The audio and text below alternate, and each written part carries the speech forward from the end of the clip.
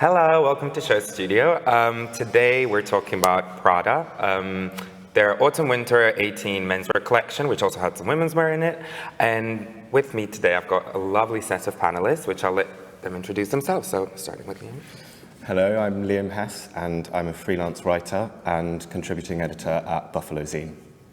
Hi, I'm Charlotte Roberts. I'm a stylist and co-founder of Mosh Pit magazine. Hi, I'm Mimma Viglezio, and I'm a creative consultant. Hi, I'm Rasmussen, and I'm a writer and co-founder of Cause and Effect magazine.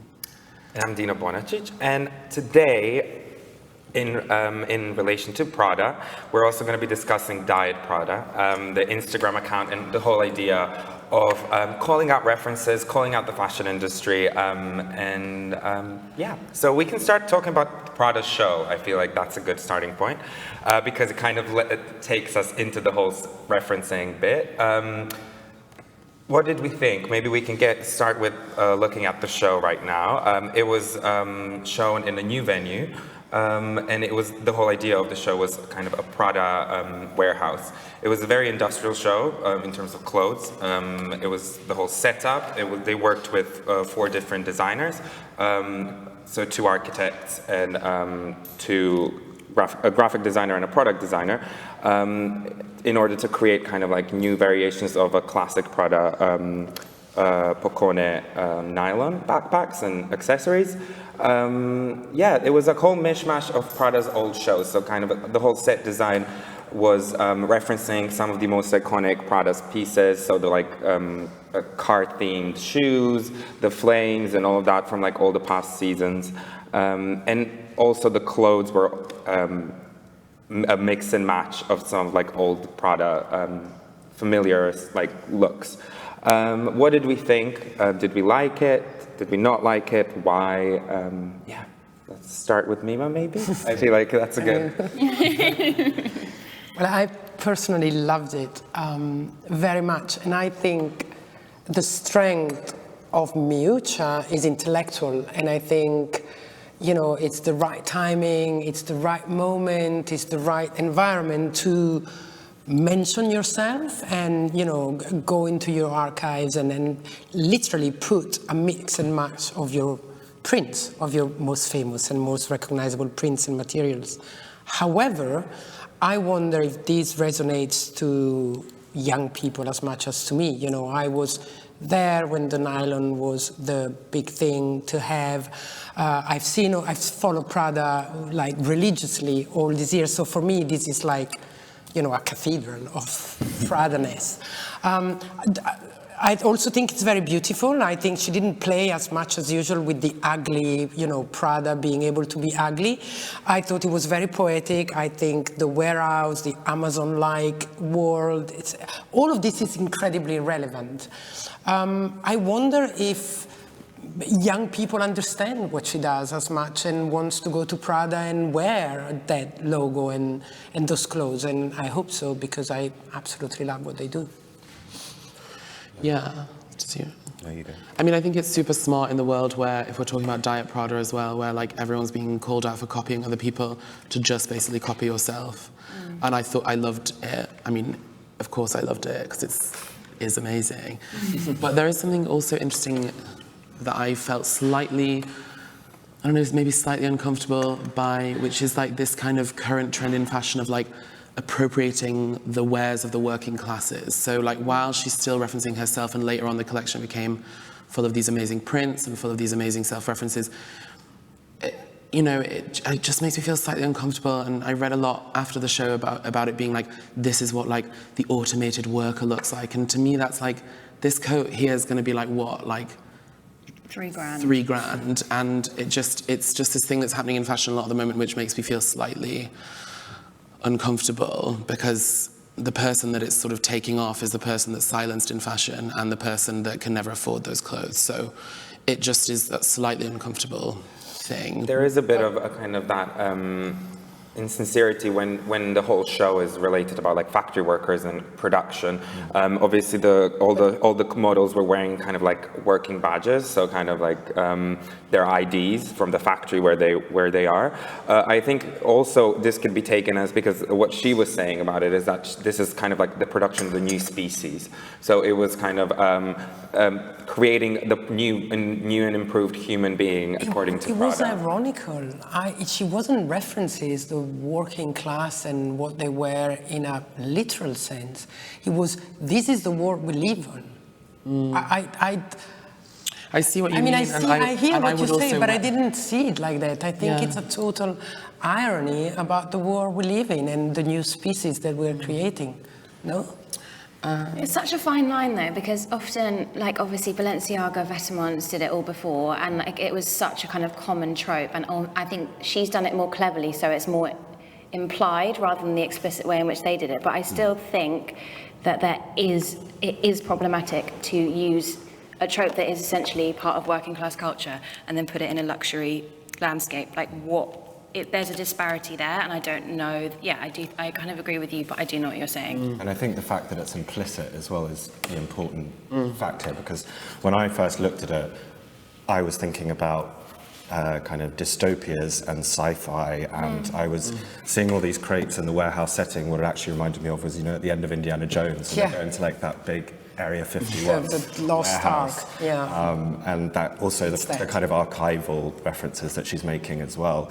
But that is a perfectly appropriate reading of what she's doing as well, and I do see it in a slightly different light. But I guess she's too clever to pin herself down to one interpretation, perhaps. I think that's a big part of what Prada is today. It's very smart, and I feel like everyone always it's always said over and over again, you always look at Prada as to see what the next season is going to be, what everyone else is going to be doing in terms of kind of vibe. So like, you could arguably say that she started the whole kind of revival of like, normcore, would we say, like in the past few seasons, where it was like, oh, return to the normal, fashion doesn't have to be extravagant again.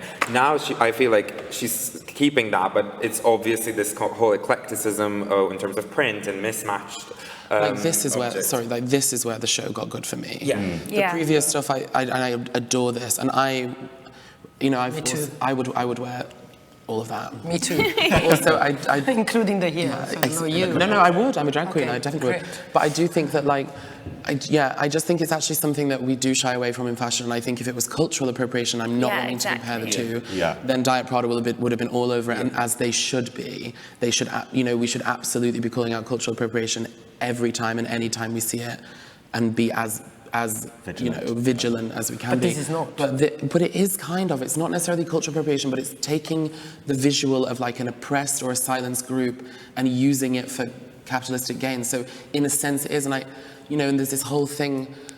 Sometimes I feel around Prada where like I don't feel like I can criticize it because who the hell am I in comparison to her? But it's something we should be talking about. It's not something we should necessarily be buying or. I agree. It's something we should talk about. But I felt that Miuccia is more. It's more coming out as an accuser than an exploiter. It's more social Does it make appropriation, sense? if I can, I would say culture, because it's social appropriation in terms of it's a class.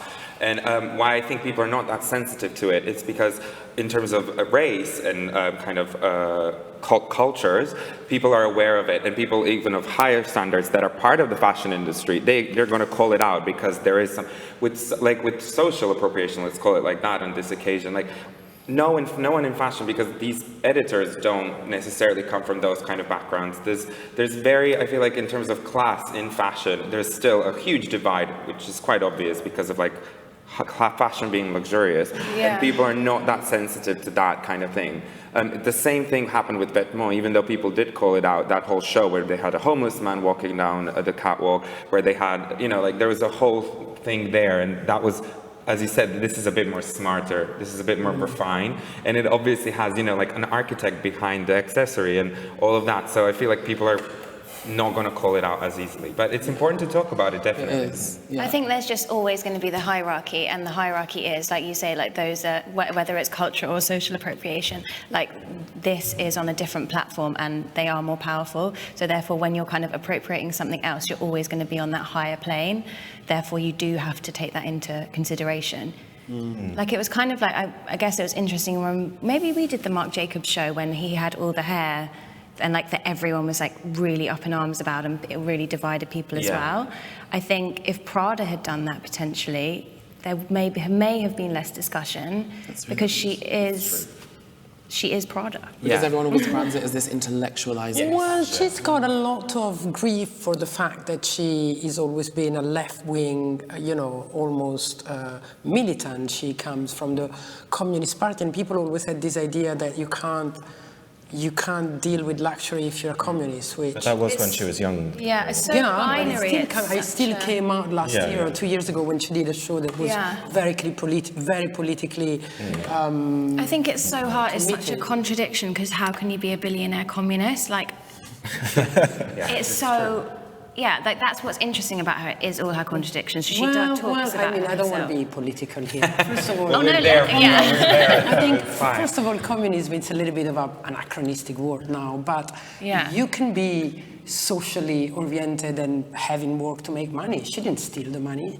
She made it. So anyway, I don't want to get in trouble, but why? Do you have to be a right wing because you are wealthy? No, but it's about like owning the Extremist of like, communist is about sharing and kind of but having it was the Communist Party in the 60s. You guys don't know what it was. It was completely different. Especially in Italy, it was the reaction to the Demo-Christianic. I know, I'm from Croatia, hegemony. so we had So, the same kind it of was thing. it was a whole thing. Now she wouldn't call herself a communist, but what I'm trying to say is that she had a lot of grief for that. So she's not immune to political criticism. Yeah, and she was also heavily criticised for a real lack of diversity as well for a very long time. Yeah. But she's now tried to Like most of the Italian brands. Where?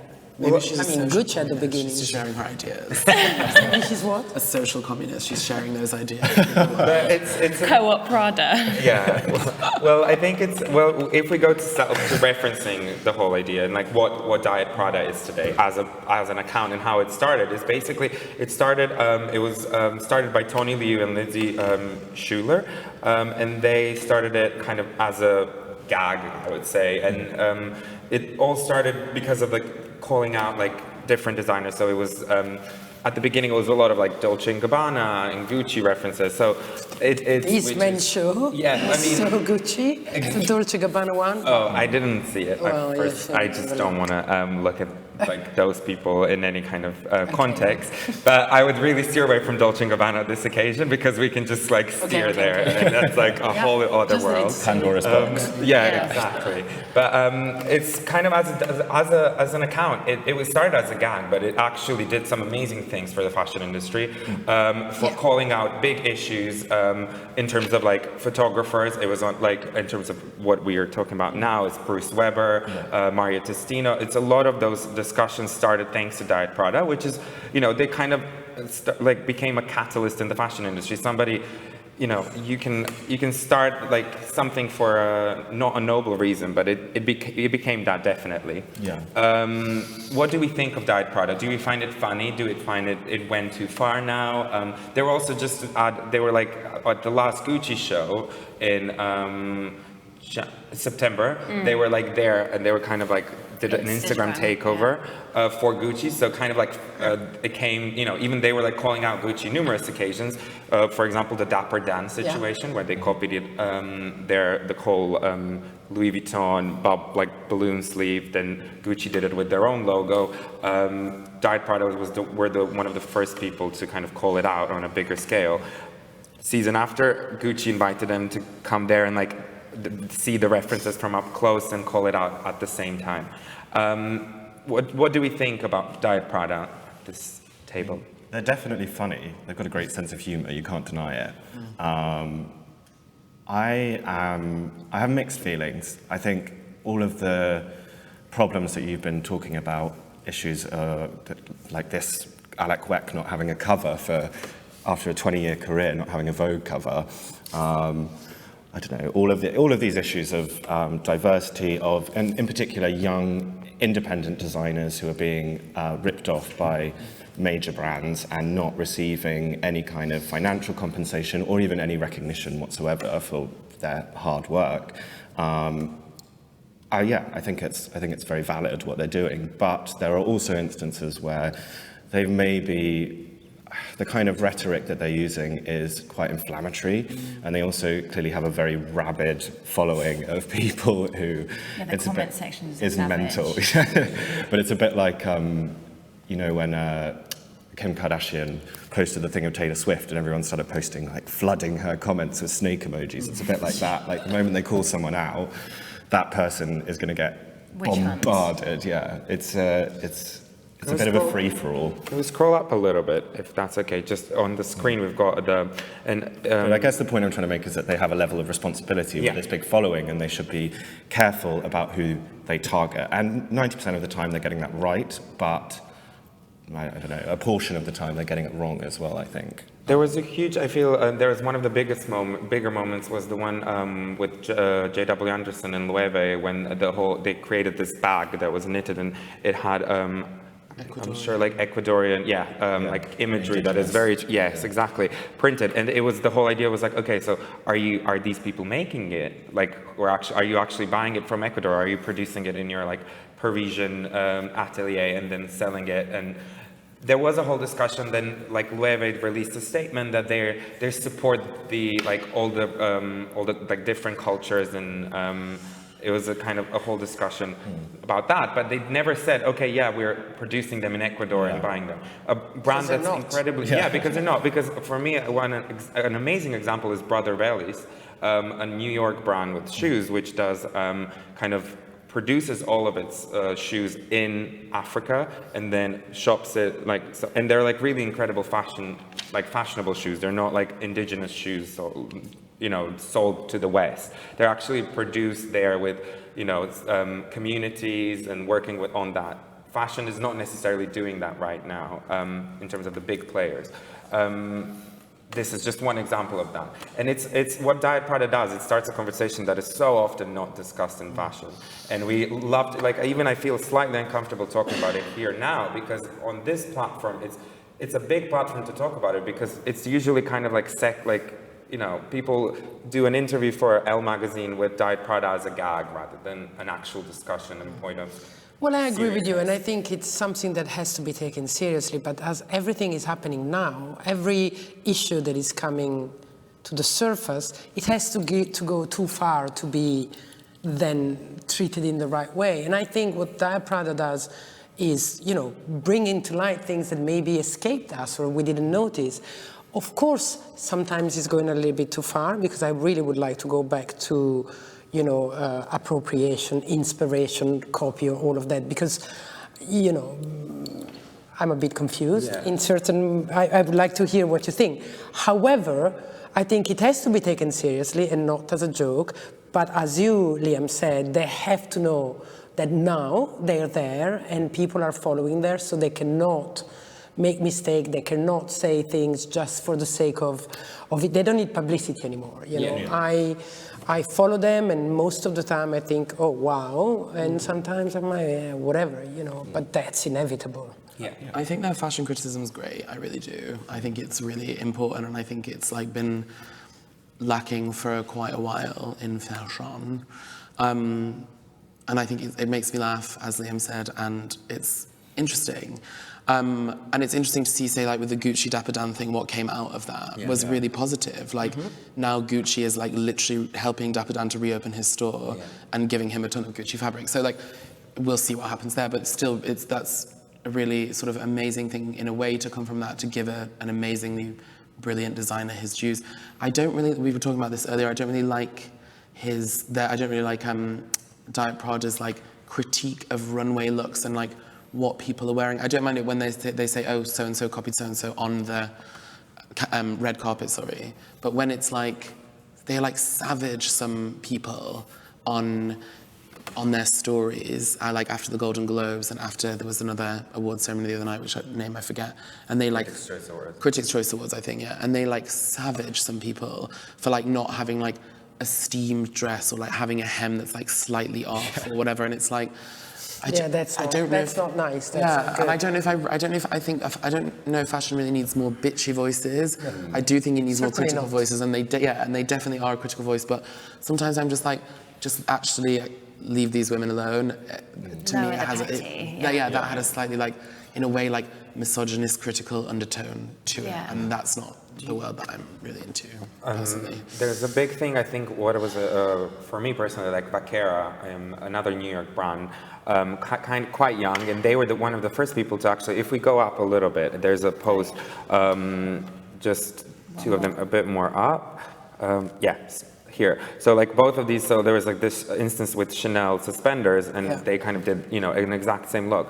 After Diet Prada called them out, Vaquera kind of started calling themselves, we're a fan brand, we're like, we do like reference fashion. Yes, this is all an homage to that. But the problem with that is what I want to talk about now in Prada in this instance, for like, is the idea of copying in fashion. I feel like that was for a while, you know, with, for example, Louboutin's Red Soles, there was a lot of like successful lawsuits. But like, what do we think today in this era of Instagram, in this era of like hyper accessibility? You can see everything. You can find like obscure designers in the like moment's time and how their looks look like.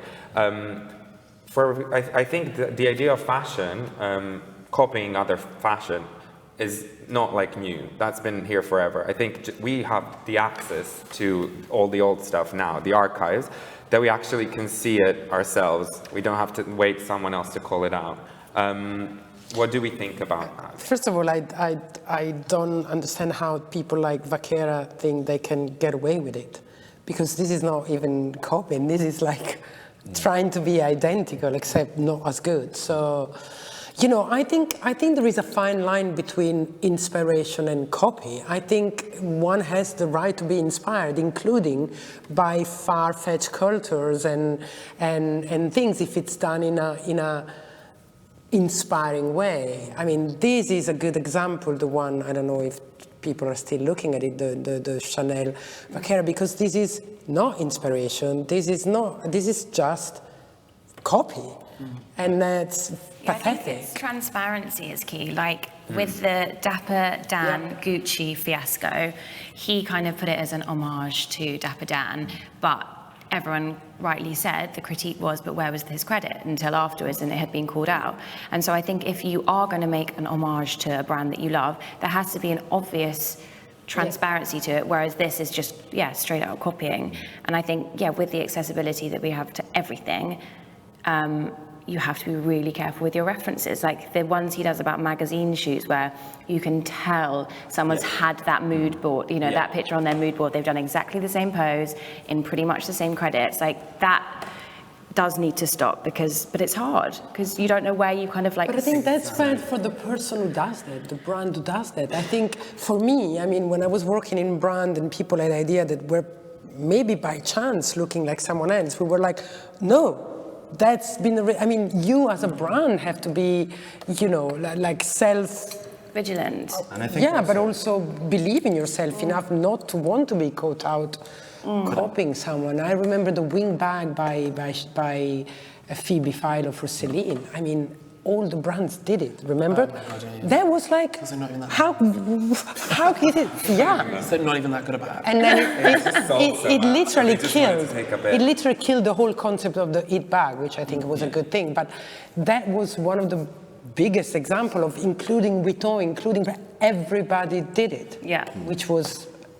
I think in this specific instance, a lot of it is to do with the balance of power. So if we're looking at something like Gucci and Dapper Dan's obviously a very small kind of independent designer. Gucci's this massive conglomerate-owned behemoth of a brand. And so they have a kind of, they have an obligation to recognize and credit and pay the sources that they're mining from.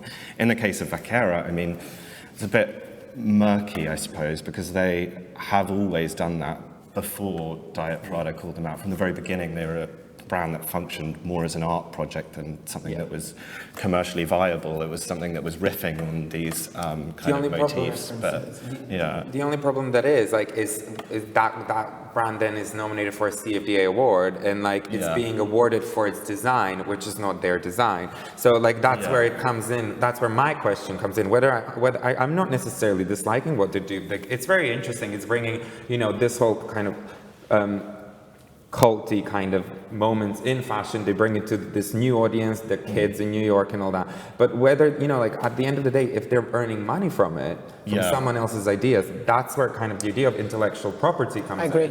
And there is a thing, like there's very little laws when it comes to like protecting something as a fashion object. There is such thing as an unregistered form of protection, which is available in EU and UK.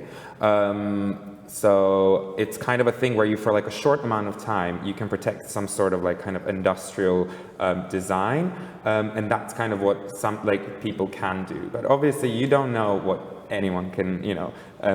The problem with this is you can't like protect a jacket, just one jacket from the whole collection, or a look, styling. Exactly. So the problem with this is like where does fashion, Also, it's interesting. I wonder where Chanel got the inspiration for that from. It would be interesting to know that for a start. Yeah, that's a good point. Also, like, I think I agree, I'm not really that into copying, but also, like, when was that Chanel? 2002 or earlier? Like 90s. Yeah. 90s. Like, in a way, like, we've got to look at the consumer as well, surely. Like, everyone's obsessed with the 90s, and these brands are doing, like Vaquera was, probably looking at 90s references. It is a direct copy, yes, but, like, where is anyone going to buy that Chanel? It's not like that's on the market. In a way, like, not... Sorry. No, I was just going to say, but where is anyone going to buy the Vaquera thing as well? Well, They fair, don't exactly. make any money. Fair, exactly. But also more just like, I mean, it does. I like to know the reference, and I think that's interesting. So, as Charlotte said, like, actually, I think it'd be way more interesting if Vaquera came out and were like, we actually looked a lot at Chanel in the 90s for this collection. We looked a lot at this here and here because, like, that in many ways, kind of that's the clothes I want to wear. Was it Jada Anderson that said that we're in like post-structural fashion where like there is no new idea. Absolutely. So what you do is you take ideas from every style in the past, every decade in the past, and you see if you can present them in a new way together. So like, I think crediting is a really good point, if you're directly referencing. And I think like, but I mean, it doesn't really upset me that much. Like, maybe it's what you said, like, the Gucci Dapper Dan thing really did, and I was like, this is absolute exploitation. But like, Vaquera and Chanel, it's like... It's not just that, it's like, the idea of earning money off of someone else's idea, that's where I don't see the difference. I mean, I don't see the difference between Gucci and Vaquera and Gucci and Dapper Dan and Vaquera and Chanel. I mean, Fendi because it's on the other way, it's the smaller to the... I mean, I don't see the difference. As here too, they needed to credit it, as you said, and... They started crediting it afterwards, even like Vaquera now, like after Diet Prada came out. Now they're like having this whole gag of they're actually putting the collages on their Instagrams of their own stuff from the past and stuff. So it's this kind of... So what about the high street? I mean, everybody is like, rightly, thanks to the high street, now young people can wear trendy stuff. But I mean, most of the things are identical copies. And the young designers at Zara's are asked to go there and present their ideas with the image of where it's taken from. So, and they are rich and powerful. And so what happens, and I know because I was there on the other side, they get sued every season for 1 or 2 or 3 looks by 1 or 2 or 3 brands. They pay the million in fine or whatever. Because it's easier for them to pay, because they make... So that's power, and they can copy and get away with it, and so does Stop Shop. I mean... Yeah, and I'm sure there's so much more, like what we see on something like Diet Prada is just the tip of the iceberg, because these big brands, they want to avoid at all costs this kind of public calling out, so they'll make these settlements kind of undercover, and it takes probably a while before... I remember when Zara were ripping off designers of pin badges or something, there was like 30 of them who all got together and said, and they were verbatim copies of what these small designers were making. And it took a lot of momentum before they were willing to, and they don't also, if you're a young independent creative, you don't have the time, the energy, the money. I mean, you can get no win, no fee lawyers or whatever to work on these cases for you, but it's so time consuming if you're a freelancer to launch a kind of legal case. You feel powerless, or against Zara even. You can't, because they will bleed you dry. I mean, they can go on and on and on until you... But that's where the power imbalance lies also. It's the thing where, like, sorry, I just want to say what you were saying. Like, okay, so Vaquera brings something that, you know, we can't buy the Chanel vintage piece because it's not available anymore. So they bring it kind of like into the contemporary time and you can essentially buy it. But that's the same thing what Mimma mentioned. Then is it like, oh, so because I can't afford a Celine pair of earrings, which if Mango rips them off, which they did, it was like, oh, so it's fine because I can then buy them. You know what I mean? Well, I would say perhaps like the high street has kind of democratized style in a way, and actually, you know, I mean, I think this kind of weirdly comes back to class and allowing people who definitely can't freaking afford Celine earrings. Like, I've tried to buy Celine hoops for like 5 years. Literally every time I go in, I'm like, never gonna happen. 250 quid, never gonna happen. So these are under the stories.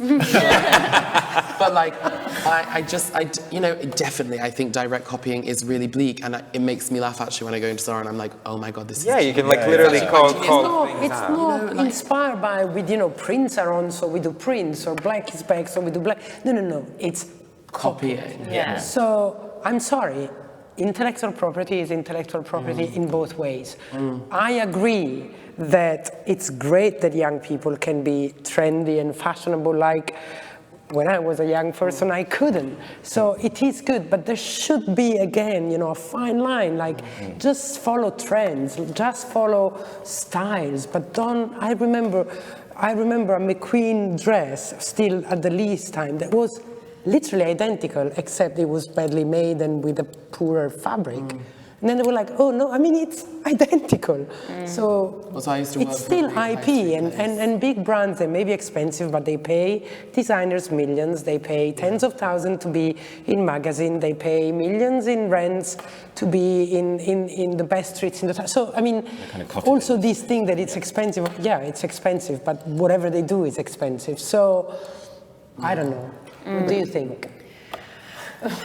I mean, I've worked with high street brands before, and you do go into their office, and it is like Celine, McQueen, Valentino, and then underneath you're like, wow, that is exactly the same. But then also, I guess they have to. It's not an excuse, but there's such a high turnover. Like it's so much based on like commercial value for them. I don't know. It's really complicated. I kind of agree with Tom in terms of the high street, like having that access which you wouldn't have before. And I don't think, honestly, brands like Prada or Celine are really too bothered about a Topshop or a Zara copying them, whereas they would be at, say, an Off-White copying them or something like that. That's the same market. Yeah, I think exactly. They still sue them. Yeah, and I think that's fair. And if they're like, here's $1 million, I'm still going to do it, they bank it, like... Yeah. I mean, I understand what you're saying definitely from a kind of legal standpoint, that there have to be very concrete parameters around this sort of thing, but from a personal... kind of more personal kind of moral standpoint, I feel that those balances of power are quite important in navigating. Well, I'm the first one who just bought the velvet corduroy at COS because they cost £100 instead of 3,000. They're not identical to the Celine, but of course they follow a trend that I absolutely adore. So. And I'm guilty too. I would never buy counterfeiting, but I mean, however, I think for me it's just like we said before about we're surfacing scandals and stuff. There must be a fine line of course, I mean, we can't tell Zara and Topshop and H&M not to exist anymore. It's thousands of jobs, it's a lot of money for the economy, and it's right that everybody is allowed to wear fashionable things. There is a fine line that even they shouldn't cross. Yeah. That's what I mean. It's also funny with lead times, like I used to work for a big high street brand whose name I won't mention.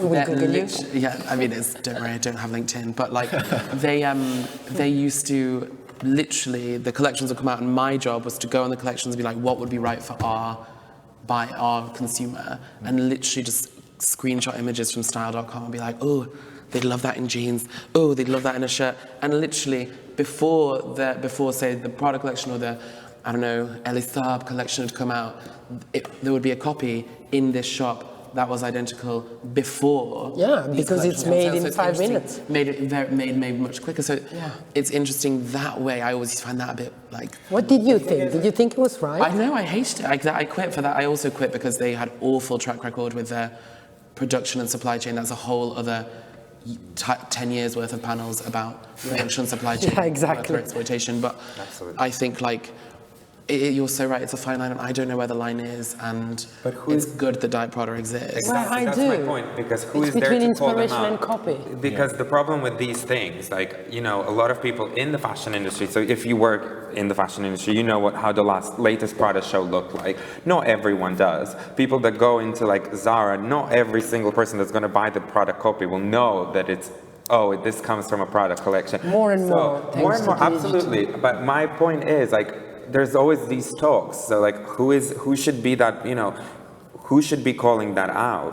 Where if someone should, as such as Diet Prada, that's what I mean. They're a catalyst in that sense of like, they see it and they actually, you know, put it photo to photo and put it on Instagram where everyone can see it. Yeah, but as Who Liam else is said, there? they call out The fashion kind of. the fashion yes. to But that's what I fashion, mean. which Is I there- think they're right, because that's more of a scandal. I mean, Yeah. come on, Absolutely. you're a creative, Other and people who you're should be adored, and you debating. copy Yeah, exactly. someone else. So, you know, that's why, for me, it's a different kind of discussion. Maybe we should start an Instagram account called like Top Shop Zero. Like Coke Zero, but top, you know, like Yeah. where we call them all. Yeah, I don't know. It's Oh my God, you just gave someone an follow me. idea. It's options.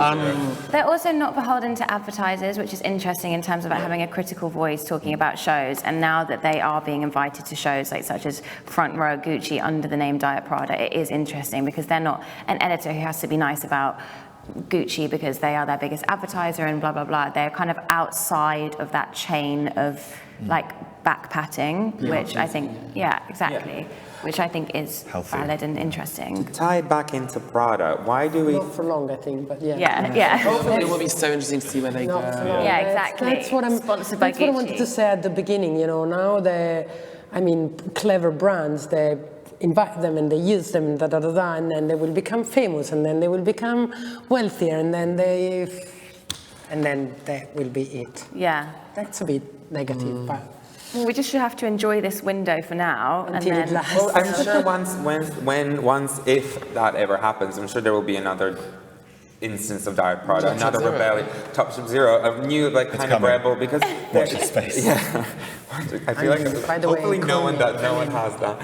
Intellectual But to tie it back to Prada, why do we think Prada is obviously their Insta handle is Diet Prada, and Prada is one of the most referenced brands, like completely, like whether we talk about other designers or whether we talk about high street. Why do we think that is? And obviously she now did kind of a middle finger to everyone by self-referencing herself and like mix matching She it. also says, I did it before. I mean, I also think the choice is not by mistake or chance or because she liked it. I mean, that skirt in the previous, that print like this, or this, the for Winter geometric 96, it's been done by the whole high street, by middle brand. So she's also saying, because she can, I did it before. You know, I used architects and designer and collaborations before. I've done this and that before. So that's Miuccia's power. She's been around and. But why do we think Prada is so ripped off? Like, why do we think it's the kind of like Because she doesn't the copy. cultural zeitgeist in a sense? So you think it's She brings things forward. She always did. She sets trends, and there are few of them, and one is for sure Miuccia. I think, yeah, and also in terms of copying, going back to what you were saying about the kind of democratization of high fashion and the fact that high street stores can offer a kind of slice of that pie for people who might otherwise not be able to afford it, like myself. I will probably never be able to afford a kind of scrap of an offcut of one of these Prada shirts. But I love the Prada menswear shows because I'm thinking about that. I think it was a year ago when they did the kind of geography teacher show where it was like lots of corduroy and V-necks and that kind of thing. Because inviting people in a different way. It's not, I would never want to buy one of the kind of knockoff versions from Zara or something because it's so recognizably a kind of paraphrasing that Prada design. But you can go to vintage stores, you can go on eBay, and you can recreate those looks. You know, they're not, you can't literally recreate them, but you can. That's part of the appeal of Alessandro Michele Gucci as well, I think, is that you can be kind of part of that world without necessarily... Aspirational. It's like, it has that sense of like... Or it's something that you can recreate without... It gives you ideas. And then you do what you want with it. Exactly. So it's more difficult that kind of to copy copying for is... the high street. Well, yeah, I think... They don't show, so they don't copy styling. Yeah. Some of the brands. I don't know, yeah. Yeah, she's kind of anti-hype beast in a way. In But terms this is very hype. Do you think so? Yeah, Do you think because if you take the pieces apart, you know, for an off-white brand or something, or a Gosha, or one of those like copycat brands of those ones, it's like a hoodie with something along the sleeves. Like that is not kind of design, that's trend. And with her, she's got like the cut, the shape, the prints, etc. And if you pull that apart, you could put that on, yes, a hype beast, but you could also put it on like a 70-year-old man who would look chic as I agree. hell. Yeah, you're right. And but then obviously in the styling, this is also what like 17-year-olds queuing up outside Supreme look like. Yes. So she just traverses it all, which is quite incredible. And I don't know many other brands that do that. Yeah. And it's true as well about, I guess, that's what I was trying to say, but not saying so well, is that with fashion trends, like something like a Supreme t-shirt, for example, there's no way I can do my own kind of personal spin on that by, I don't know, sourcing stuff from the kind of places that I can afford to buy from. Whereas what Prada does is something that people can enjoy and people can be inspired by in their own personal style in a more accessible, democratic way, perhaps. I don't know. Yeah, one of those coats will be very hard to copy. I mean, it's either the Prada one or it's not. Yeah. You see what I mean? But yeah, I agree. And you know, when you said the longer sleeves or the slogans on T-shirts, I mean, of course the high street will do it, but that's not a problem. You know, but copying a print identical with the same color, that's a problem. Yeah, totally. That's the fine line, I think. I just want to talk about one more thing in regards to this Prada show. Again, copying, referencing, the idea of kind of using artwork and like artists like that are both living or dead, and using their work in your kind of clothes. Ralph Simmons did it with Mapplethorpe. He did now started doing it with Warhol. You know, there's Louis Vuitton and using the Jeff Koons, the Mona Lisa. Like there's loads of that. Prada obviously also, like Marni uses contemporary artists. Prada for this show, she used those like 4 people. What do we think of kind of that idea of mixing the two? Is that creative? Is that like a bit of it's been happening forever, hasn't it? Yeah. There was like, there's the super famous Yves Saint Laurent, what's it? I don't know, I forget the artist's name. Mondrian dress. Those, I mean, art and fashion have collided. Is that the right word? Yeah. Forever. And I think I love it. I mean, I think it's great. Creativity. Yeah, why not pool the talents of multiple people? I agree. Well, you know, Mutua's obviously like, I'm not an architect, but I'd love to have someone be an architect of this bag. I don't know, I think it's cool as long as they're credited, and they are. Yeah. And it's something that she's also cultivated for a very long time, even before it was trendy. She's had a very long relationship with Rem Koolhaas, and he's designed stores for her. Yeah, he redid the stores. She's got her Fondazione Prada, which now is in Milan, but obviously it used to be at the Venice Biennale for a long time. I don't know when it started, but many years. So she's been ahead of the curve. She was one of the first to do that as well. I mean, you mentioned the Venice Palazzo Fortuny, where she was working with her favorite artist and putting their art there, but then they were suddenly doing something in a store. You know, I think, and the Fondazione Prada is the, you know, the explosion of all of this. So I think, you know, as Tom was saying, it's creativity. Why not? You know, if you credit and you pay them, you think that Rem and Jeff Koons wasn't paid by Vuitton to do those horrible bags? Absolutely. Oh my God, I loved the bags. That's cultural appropriation of cheap shops in museums for tourists. Yeah, I and that's think. like literally all I can afford. So I was like, it felt comfortable. It felt like going home. So no, I don't particularly like them, but No, it's more the idea of, like creating new artwork and commissioning. There's a difference between commissioning, Rem Koolhaas to do something, and it's a different thing of taking, a Mapplethorpe image and printing it on top of a shirt. So that's where I kind of like question, or like what Raf is now doing with Warhol. For me, it's like kind of like totally unappealing because A, like really Warhol, and B, like you're printing a Warhol print onto a white T-shirt and selling it for £300. That's where it's kind of like becomes. And what about DHL logo? Sorry? So, and what about DHL logo? Oh my God, but when it comes to artists, I feel like Prada does lots of work with it. Yeah, like many other designers have done. I mean, Absolutely. Stella had prints created by her friends, artists, and other people have done it before. Yeah, I agree. Probably it's better to have them do something than just plaster their image on. But also not just with kind of titans in their respective fields. Like Rem Koolhaas is one of the most famous architect in the world, and Mapplethorpe and Warhol, two of the famous artists in the world. But I know Prada did a thing with lots of female comic book designers, didn't they, for like the last season, and credited all of them and paid them. And, Exactly, that's what I wanted to. I wanted with But then all that upcoming. about the perhaps like referencing in context. Like, I agree. Although I did, even though initially I thought the Raf Simons Mapplethorpe stuff was really tacky. Then when I kept going back to Dover Street Market and looking at it again, I was like, I really want it.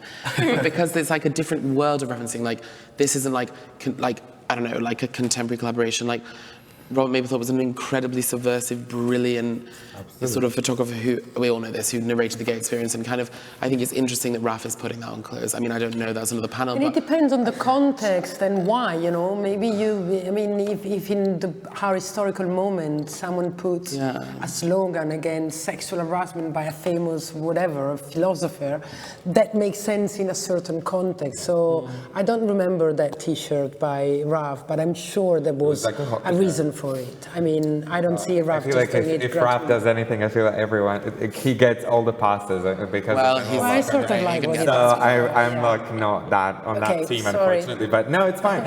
So no, I just wanted to talk about. But I don't know. So I'm not saying it was. I don't remember it. So. It was just kind of to tie in that Prada element of a trailblazing, which she definitely is. I feel does anybody have anything else to add? Well, actually, I don't know I think it's always quite trailblazing Prada. I actually, if I'm really honest, the earlier stuff in this collection, I don't know if it was that trailblazing. I think actually it was weird for me to see Prada take cues from what other brands are doing, which is what we were talking about at the beginning, which is like appropriating the styles and sort of lifestyle wear of the working classes. We've seen it with so many brands. And I was like, oh, she's doing that. Like, I thought, like, everyone's always like, Prada follows her own lead.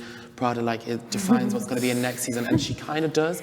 But this season I was quite like, oh, I kind of seen this, I think. Or like, I've kind of worn this, maybe. Yeah, and often when if I'm first seeing her collection, then there's a certain kind of dissonance, and I feel like it's going to take, just working that very old-fashioned, maybe not old-fashioned, but historical way of thinking 6 months ahead and thinking like this is going to come out in 6 months and it should make sense in 6 months. So when you first see it, it's a bit jarring, but if you let it kind of percolate for a while, then by the time it's in stores and the campaign comes out, then it makes sense and it looks good and it appeals to you. Or maybe that's just me because I probably. They also need. No, I agree. No, that's like. They also need to. But this, I guess what I'm trying to say is this. I saw it and I was like, oh right. It feels now. It feels very like. It feels trendy. It feels definitely trendy. Like this kind of styling, like of. It's a bit, like this is a bit more what Prada is about, but like it is definitely that when it comes to styling her shows, like a lot of times she does the whole theme. Here, I feel like the theme was not as forward-thinking and distinct as it usually is. But do we have any last thoughts? Anyone? It's very commercial. I'm sure it will sell.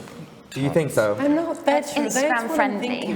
It's Instagram friendly. Do you think it's I very think those commercial? It would sell a lot? Linea Rossa things are going to be the new. And the flame, and also the suit, flame outfit. she's brought back because also there was a time where in Milan, if you wear a white collar successful, you need to wear Prada. So there was the moment, you know, the suiting. It's like a helmet still lang, with helmet lang in New York and Prada exactly, in Milan. still with a tie and everything. But if you were, you know, an executive in advertising or in fashion, Prada was the brand. And towards the end of the show, there are those suits coming back. So it's extremely clever. I mean, one of my favorite shows of hers ever.